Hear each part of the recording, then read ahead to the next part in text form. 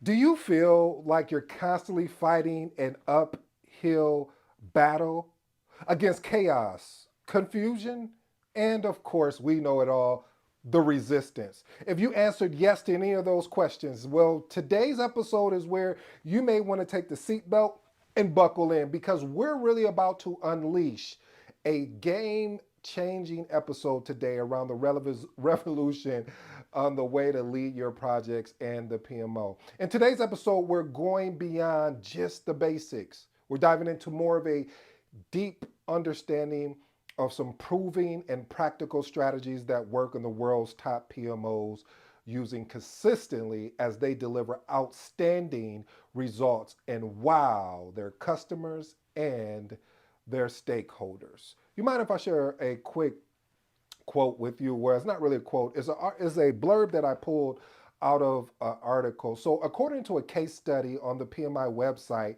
regarding establishing PMOs, there was an article entitled From Crisis to Control, a New Era in Strategic Project Management. And the research indicated that over 75%, wow, 75% of organizations that set up a PMO shut them down in 3 years. Again, they shut them down in 3 years because it doesn't demonstrate or it doesn't add any value. He also noticed that many PMOs are terminated because of the failure to report the benefits of the PMO to the organization, pointing out the lack of senior management support and clear vision regarding the scope of the PMO are the key factors of an actual failure in PMO. If you're new to the channel, I go by the name of ED. For all you smart and intelligent folks out there, listen, that just simply means Ed. I have an 8-point framework. In these 8 points, my goal, my mission, my job today is to unpack today's title, which is entitled The PMO Best Practices. As I told you and I stated before, family, what we will be doing here throughout this week is doing PMO stuff type stuff. Well, yesterday we unpacked what is a PMO. Today it is best practices. And the goal is because of course we have a new book coming out, The Magnetic PMO is really a follow-up. I don't want to say a follow-up, but you think of the magnetic PMO as really more or less the house to the actual what project managers use and need. Also, I want to give a big shout out to my friend, my buddy, my mentor, coach Phil. He released a new book, and I'm over here trying to grab it. So, new book, the Dig Civi, the Dixie model. The D stands for define, the I stands for identify, the G stands for generate, the C stands for choose, and the I stands for implement, and the V stands for verify. The reason why I think this you need to have this in your collection if you're a project manager, you need to have this collection if you're just someone an executive, you need to have this in your if you're a new project manager or you're thinking of getting in project management, you need to have this book in your actual studies because I know if you're watching me, I know you're a life learner. What is a life learner? Somebody that is willing to continue to get better at their craft, someone that is willing to invest in themselves and not wait for others to invest in them. So, family, pick up this book again, The Dick Sift by my buddy, my friend, my mentor and coach, Phil. I really think you guys will enjoy it. I'm actually going to leave a link to it. I'm gonna leave the Kindle version as well as the print version regarding that. Now let's get into some work here. Point number one: establish a career path and development program. People, what's so funny is that I started with this family because of the fact that the only way a PMO really works extremely well is people. You can bring all the tools you want to. You can bring all the governance you want to. You can bring all the dictatorship and say, if you don't do this, it doesn't mean anything unless we get the people to a certain degree of development that allow them to be able to be self-sustaining, to be self-organized in a way to hopefully support the PMO. So this is why I started off with this. People are so important, and it frustrates me when I read material about PMO and I was doing my research and all it was just a whole bunch of governance and framework. I'm like, that's great, but this is super important. So let's unpack this. So creating a career path and development program. Wait a minute, let me stop. Let me ask you guys a question. If you join an organization and you're part of the PMO as a project manager or a project coordinator, program manager, portfolio manager, you choose one of those, and the PMO director approached you and said, hey, what we normally do, we like to sit down for an hour and we would like to do an exercise with you to understand what are you looking to do with your career path while you're working in this organization. What would you do? Leave that in the comments. So family, the reason why that I recommend that you definitely, that a PMO establishes a career path and development program for their PMO, people that actually, when I say work in the PMO, I'm talking about your PMO directors, um, PMO analysts, and then outside of that, meaning project managers, creating a career path or a development path really is going to do it's going to do so many things.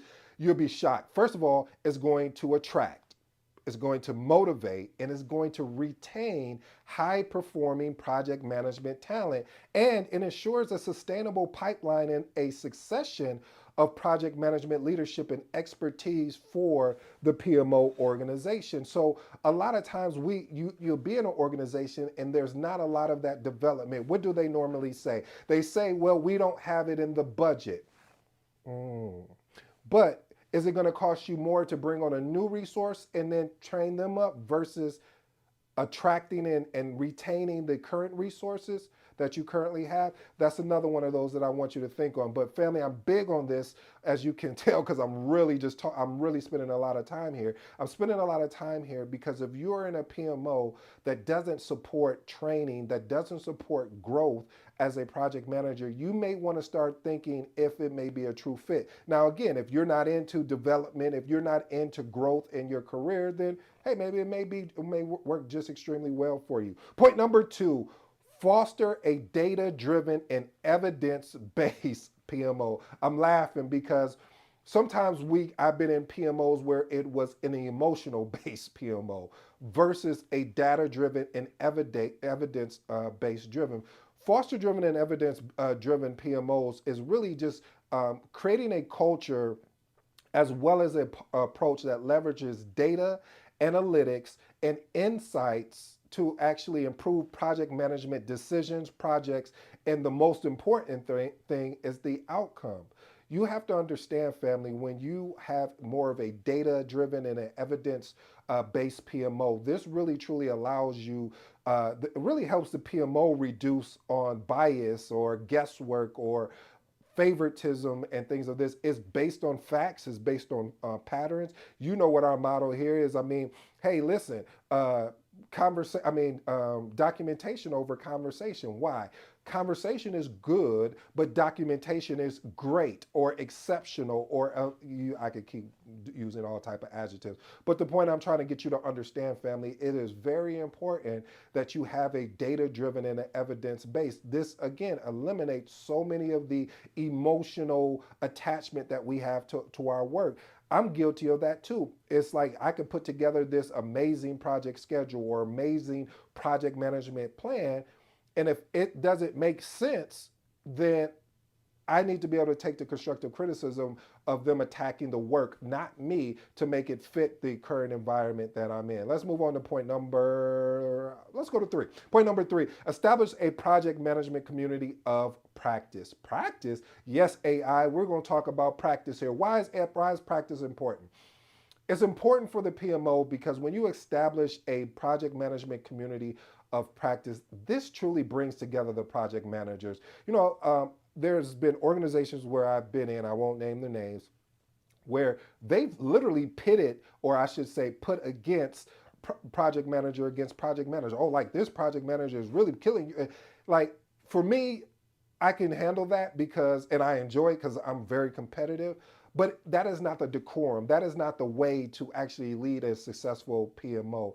It's important that other project managers share their knowledge, their experiences, their best practice, and this really creates a sense of community, because when you have project managers and the PMO really lockstep and they really are really watching each other's back, we don't have some of these challenges that you would have on when you're leading on projects, where your budget, where your schedule, where your scope and quality are all messed up. No, no, no, no, no. Because the project managers and the PMO made a decision, not a choice, to align together, to lock arms and say, we're going to walk through this together. And anybody that is not with us is against us. I love that. Let's move on to point number 4.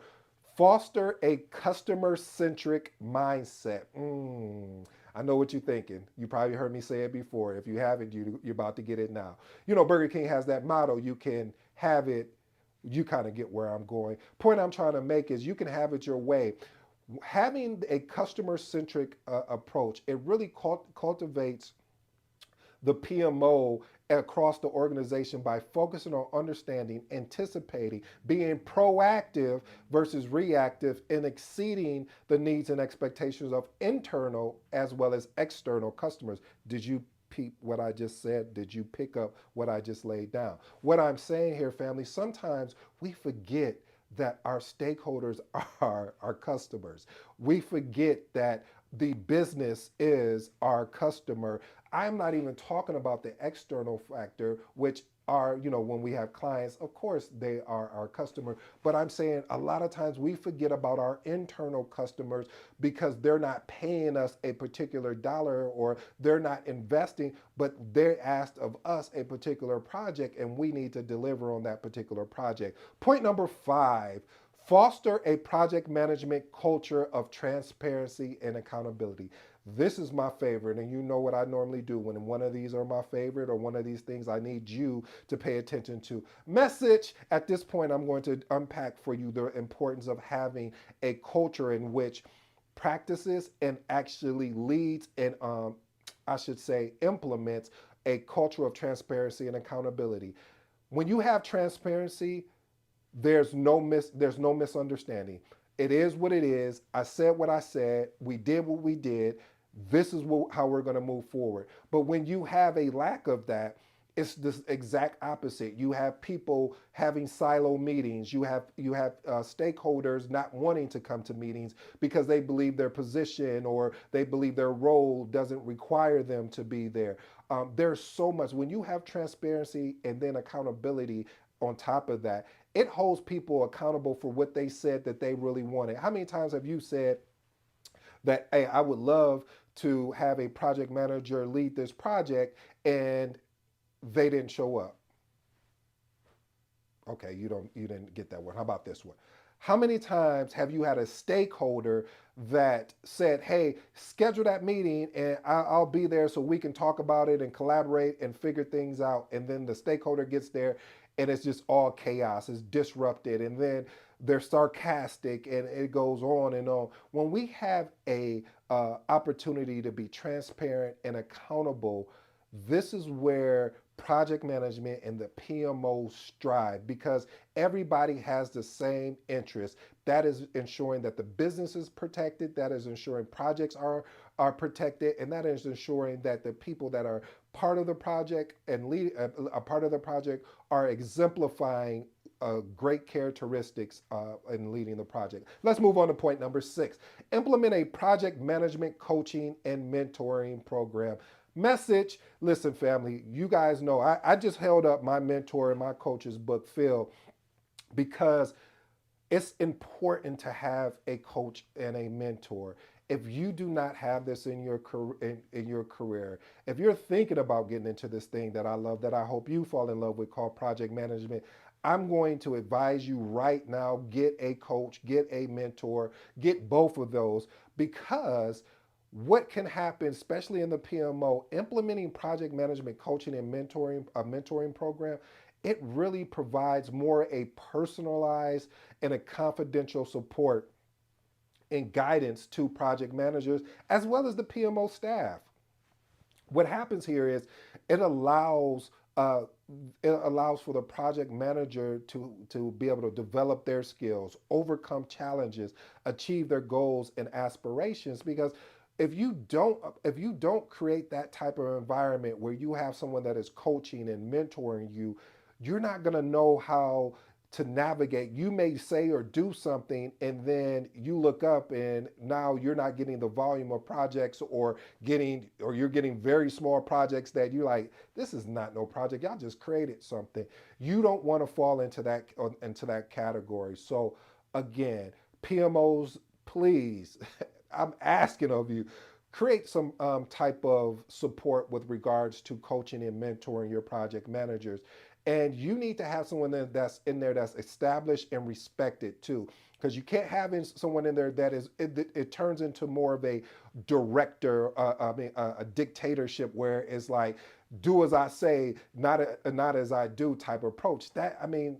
People are going to tune out. It has to be a collaborative approach. It has to be, what is this project manager looking to do? What is this project coordinator looking to do with their career, and guide them? Point number 7, establish a project management excellence and innovation program. Listen, family, where AI is here. It's not going anywhere anytime soon.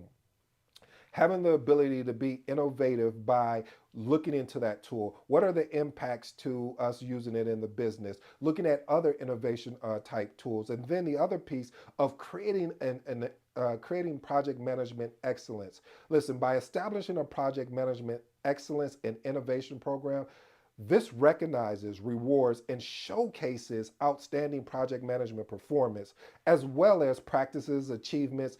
And you know what this does too, family? It truly encourages and supports project managers and PMO staff to experiment. Wait, let's stop right here. Message. I'm sorry, this is just filled with messages today. When you experiment, family, you test things out to see what's going to work. I've been running ever since, and I got to give this to, his name is Stephen Bartlett. He had an episode talking about experimenting, how much he started experimenting more and more. This is why I'm experimenting now, as you can tell, with doing at the same time as I'm getting ready for my book to launch, to really focus all the attention around PMO. And I'm getting feedback from you. I know what you guys are saying, and I have to be willing to make that adjustment, and I may make an adjustment. It depends on how this episode does today. So again, family, creating an environment that really allows for innovation and improvement. Point number 8, implement a PMO maturity model. What is a maturity model? Listen, by adapting and implementing a PMO maturity model that assesses as well as benchmarks the PMO capabilities, processes, and the performance against industry standards and best practices to provide frameworks for continuous improvement investments. Let me park here real quick. What I've noticed too, and I've been guilty of it, where we would say, well, this is how I've always done it, meaning if you're coming from another organization, well, this is how we done it at our organization, and you guys don't do it that way. You have to be careful with that, because you have to understand of the complexity of the organization. I'm not making any excuses, but I used to be guilty of this too. So I want to share you how I finally came to realize certain things. You have to understand the complexity of the organization. You have to understand the people that's involved and where they're at from a project management standpoint, a PMO standpoint. Because if you don't, and you go in there trying to push things on people, they're going to be resistance. What I've learned over my career is meet people where they are and then bring them up with me. So by establishing a PMO maturity model that helps identify the PMO strengths, weaknesses, gaps, and provides a structured, I'll say that word again, structured and measurable approach to PMO to enhance the skills as well as service and value over time, this will help the organization evolve. My bonus for you today is develop and maintain a PMO roadmap. How many PMOs do you know that have a PMO roadmap? What is a PMO roadmap? A PMO roadmap provides a strategic and tactical, those are two key words. You can have strategies, but if you don't have the tactics, it don't mean anything. Okay, you don't like that? You can learn, you can watch this video, but if you don't apply any of the information I've shared with you, it was a waste of your time. So by having a strategic and tactical plan for the PMO evolution and improvement, it really helps to prioritize and coordinate PMO activities and resources to deliver maximum value and impact the organization. Here's my three closing remarks, family. Point number one, establish a career path and development program. As we said, people are the foundation of a really exceptional PMO. So it's up to you to make sure that these people are trained and is continually getting training. And it's not always having to go pay for training. You could give your experiences that you've experienced over your time. You could sit and go over and read the Magnetic PMO book. I'm sorry for the shameless plug, but I'm not. You could read my mentor's book, the I always say this wrong, the Dig Ziva, something like that. Yeah, you can read that. That book is really good as well. So I'm saying all that to say that it's important for the development. Foster a customer centric mindset. Again, as we stated before, having a customer centric mindset, meaning putting your internal and external customers first, is what is going to have ensure that you have an exceptional PMO. My last and final one, establish a project management excellence and innovation program. As I said, AI is not going anywhere. So how do you get your PMO ready? How do you get your project managers ready if there is going to require an adjustment or some type of adaptability? I hope you enjoyed today's episode, family, because I enjoyed putting it together. Again, be on the lookout for the Magnetic PMO. I will let you know when it actually drops, and maybe we'll do a work study around it or something. Until next time, this has been your boy ED. You know my motto, you know my slogan. I thank y'all for being with me today. Until next time.